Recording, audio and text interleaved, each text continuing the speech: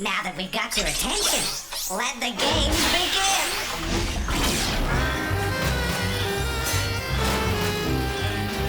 Game cartridges assembling. Greetings. Game loading. Mind your fingers.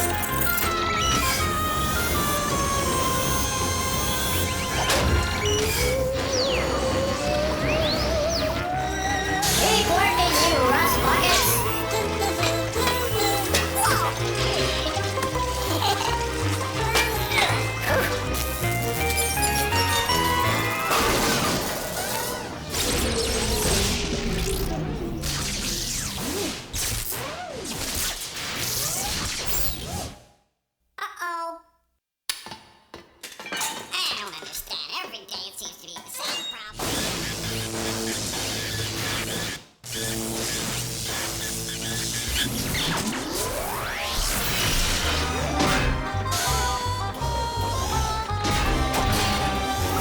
First game, Radio Scramble!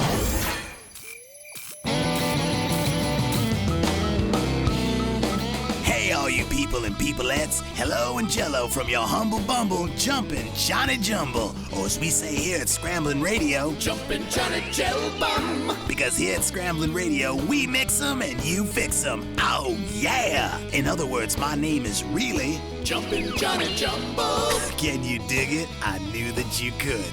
And I'll be shoving out the hits, messing up the words, and you gotta make sense of all the nonsense. So let's get the bristles out of this porcupine and stick a winner on the plate with today's #1 hit. It's the with Constable. Constable, my friends down in the hood, they tell me that I'm just no good, but they can't eat my shorts. They can eat my shorts. Constable, I wish that I was 10 feet tall, so they pass me the ball, and I'd be the king of the court. Yeah. It's good. It's all good. That was the scoring with their smash hit, Basketball. Ha ha! Did you get it? And now it's time for another Commercial spot. Hey, if you want a quick snack but don't want to try the same old thing, why not try Tammy's Citruff? If you're feeling hungry, but don't know what to eat, try your Tammy Citruff. They just can't be beat. Oh yeah, Tammy's Citruff have won top prizes at the State Fair 30 years in a row. And each year they're sweeter and juicier than ever, cause Tammy puts in tender loving. And of course, she cheats. So if you're tired of meat and potatoes, try Tammy's Fruits. Oh baby, can you dig it? I knew that you could. So clones and clonettes, before we send this baby off to Dreamville, let's hear one from the Oddies and their newest oldie, Rupsy Dulcum. They think they are so hot, like they're a great big honkin' deal. I could look the same as them if I didn't eat a meal. They're the Rupsy Dulcum, with lips the size of New York. I could join the Rupsy Dulcum, except I'm only 5 feet short. I could join the Rupsy Dulcum. Long, tall, and all, you know what they are. That's the Oddies with Supermodels. Oh, baby. And as we send this model down the runway, this is big time bye-byes from your lonesome onesome. Jumpin' Johnny Meatball. That's Jumbo.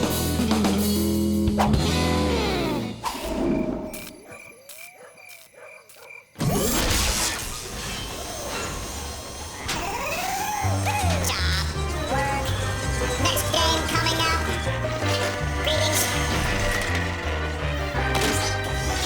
Game cartridge loading. Check.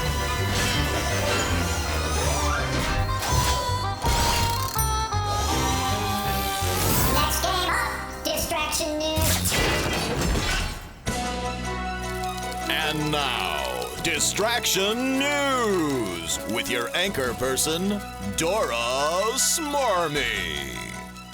Good evening. I'm Dora Smarmy, and welcome to Distraction News, where we give you the news, and at the end of our newscast, I'll ask you 5 questions about what I've reported. So pay close attention and make sure you're not distracted. Now for our top story today, mummies.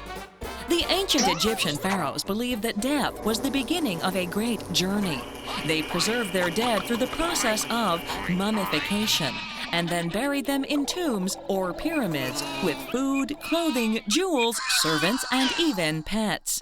The mummification process was highly effective and has preserved some bodies for nearly 5,000 years. After death, the ancient morticians would remove the brain and many vital organs. For mummification to occur, all water must be removed from the body. This is so bacteria cannot break down the body's tissue.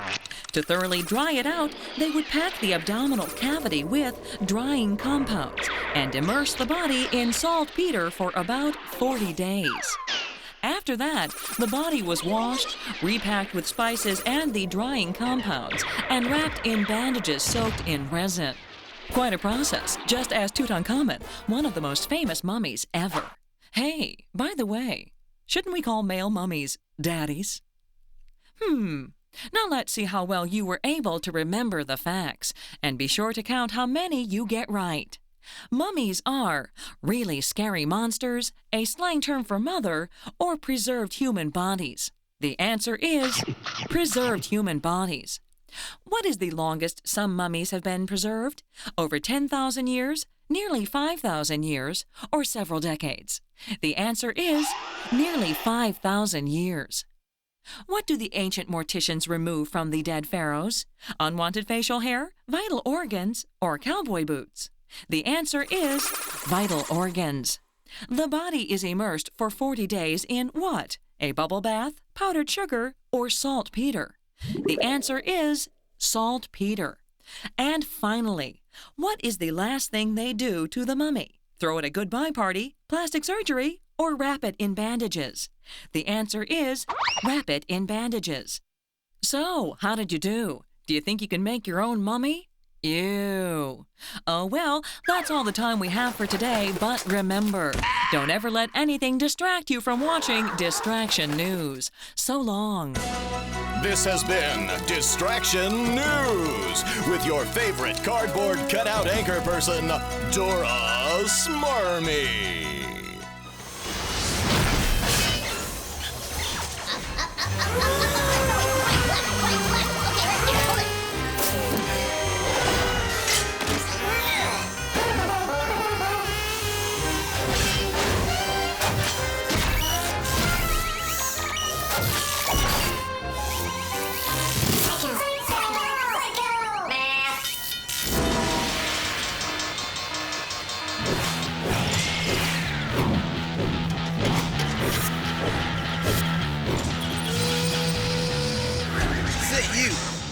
You fool! This is your one and only Professor Rocket, ready to once again provide you with the greatest game ever to walk the earth. Psycho Man! Whoa! Man, I gotta get that fixed. Okay, game time. Here's how it works. I'll show you an equation, but instead of numbers, I'll show you some pictures. All you gotta do is figure out what the numbers and pictures stand for. Then, just solve the problem. Got it? Good. Then I expect it's time to do some psycho math. I think the age you need to be to vote. Yeah, I'm thinking of running. Then add it to the number of years in a decade. I've always been a 20s type of guy myself. Then divide it by the number of pints in a quart. Got milk? Or a milkshake. Got the answer? Let me take you through it. Takes the voting age of 18. Add it to 10 years in a decade. Then divide it by the 2 pints in a quart. And the answer is 14. 14. Now, that's what I call doing the math. The psycho math, that is. Next up, take the number of years in a century. Put on some clothes, Miss Lucilla. Plus the number of Roman numeral V stands for. You think the Romans didn't know that V is a letter? Now, just subtract the number of frames in a game of bowling. Got the answer? Need some more time? Forget it! We got 100 years in a century, plus the 5 the Roman numeral V stands for, and then subtract the 10 frames in a game of bowling, and what you get is 95. 95. A great year for math. That number's so good, it scares me. You ready to do a lot more? Well, too bad, because this is the last one. Take the noon out. I'm getting hungry. Now subtract the number of sides in an isosceles triangle. Next, subtract the number of zeros in a million. Got the answer? Let's go, let's go, let's go! I got a lunch date. Noon is 12 o'clock. Minus the 3 sides of an isosceles triangle, or any other triangle for that matter. Minus the 6, count them, 6 zeros in a million, equals 3, a cinch. Good job. That's all the time we have for today. But don't be surprised if someday, some way, when you least expect it, someone walks up to you and says, "Smile, it's time for Psycho Math." Haha, Professor Rocket's out.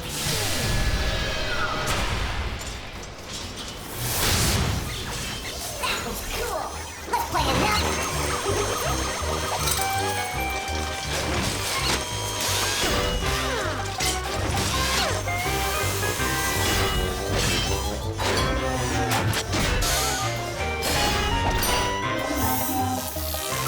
Next game on the way. Dirty Pictures.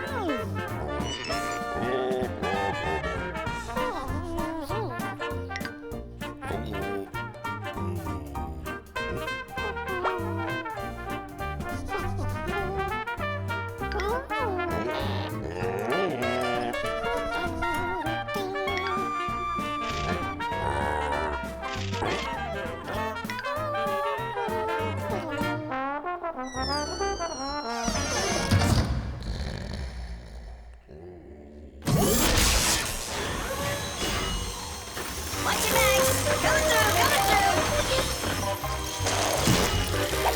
Coming through, coming through.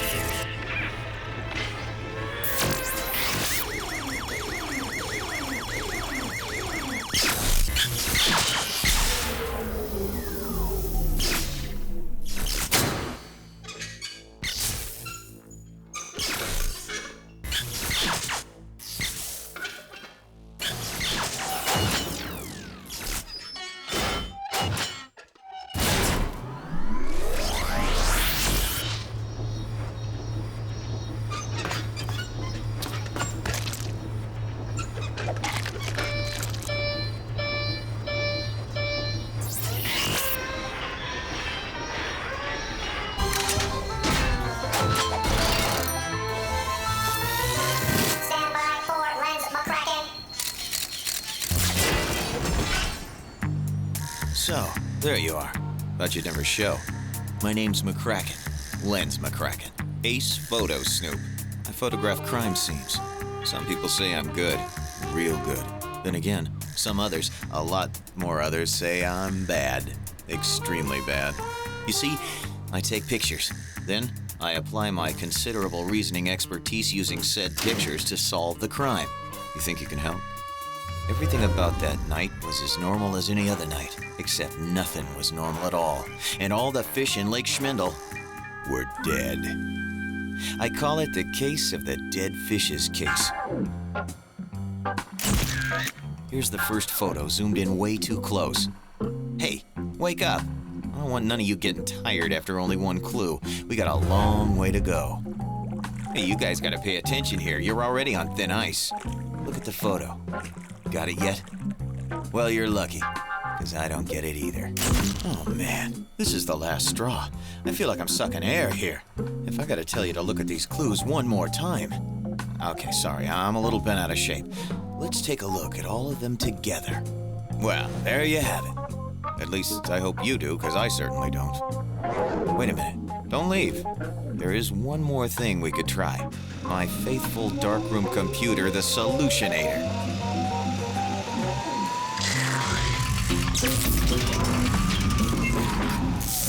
So, here's the first close-up. Did you figure it out? A bike tire. Yes. Why didn't I think of that in the first place? Now let's investigate this, thingy. You excited yet? My toes are curled. Holy cow, it's an ice skate. I'm thinking whatever this crime is, it's against the law. Okay, here's the last photo clue. A straw. Well, that breaks the camel's back, which, by the way, is also against the law. And now we finally know what happened, don't we? Octavia Podiatrisk, the Slovian ice skating Olympic champion, was practicing figure eights down on Old Lake Schmindel when summer suddenly approached, causing the ice to melt and sending her into the warming water. Just then, a paperboy riding a bike on his delivery route saw the flailing Podiatrisk, and although unable to swim, he used the straw from the soda he was drinking to suck the lake dry enough for the skater to walk out, while unfortunately doing away with all the life-giving water the fishes needed to live. The paperboy, embarrassed by his inability to swim, ran away, never to admit his courageous act, and so we crack another case wide open. Perhaps next time you'll pay closer attention so that one day you'll be as good as Lens McCracken, Photo Snoop.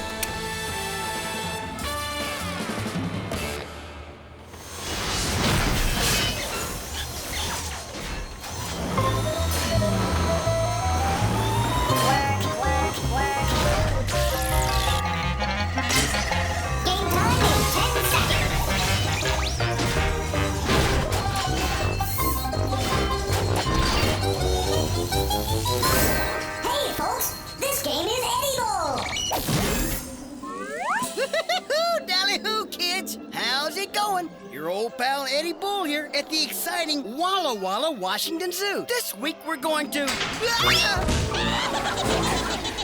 Eddie Bull, he's edible. He really is incredible. He's simply the best of the bunch. There's simply no disguising that he's so appetizing that we want him for our lunch.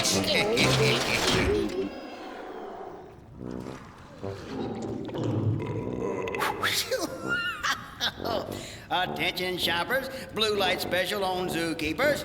Aisle 5. Okay, everybody, can you figure out who made a meal out of me?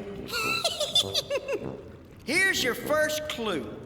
You wouldn't know it to look at it, but it's one of the fattest animals around. In fact, when well fed, almost half its body weight comes from fat.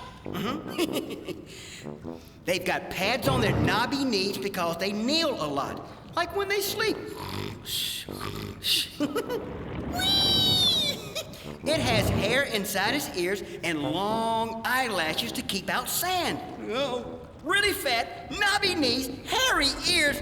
Could be my sister Arlene. She'll kill me for that. Okay, now here's the last clue. This animal can go 10 days without water, but when it does drink, it takes either one hump or two. That's because it's a camel. A camel, which means it stores fat, not water, in its hump, has pads on its knees, protects itself from sandstorms, and has one or two humps on its back. Woohoo! Uh-oh, camels like to spit up food when they get angry. Looks like I'm out of here. I gotta go. Edible, he's edible. He really is incredible. And we want him for our lunch.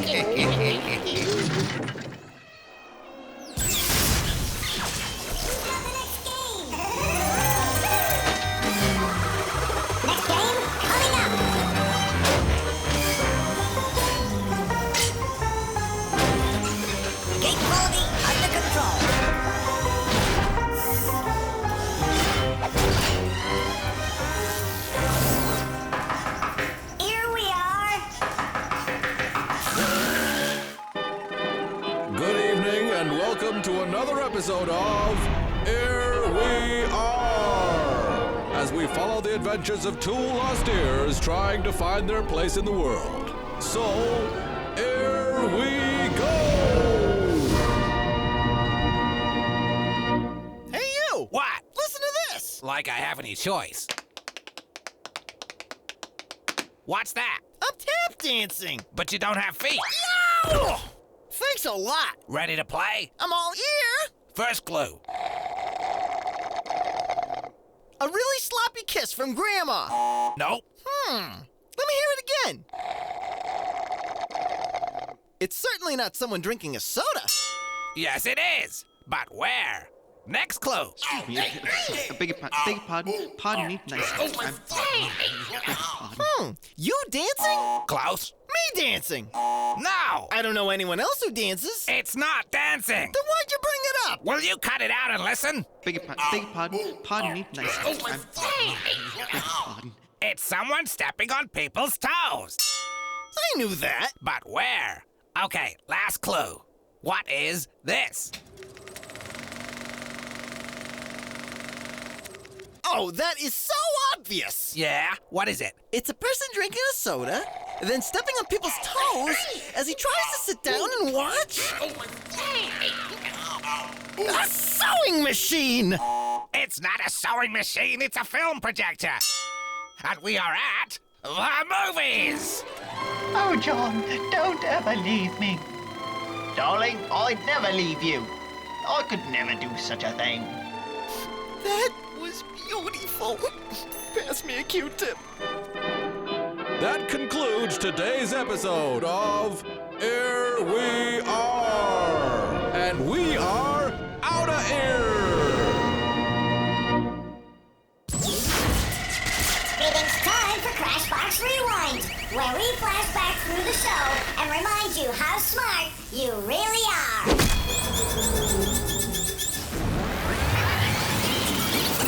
You wouldn't know it to look at it, but it's one of the fattest animals around. In fact, when well fed, almost half its body weight comes from fat.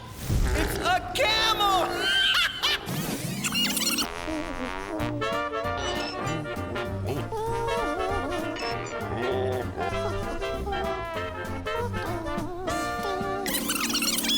Takes the boning age of 18. Added to 10 years in a decade, then divided by the 2 pints and a quart. And the answer is fuck tea. Fuck tea. The ancient Egyptian pharaohs believed that death was the beginning of a great journey. They preserved their dead through the process of mummification and then buried them in tombs or pyramids with food, clothing, jewels, servants, and even pets. Well, that's it for now. See you next time.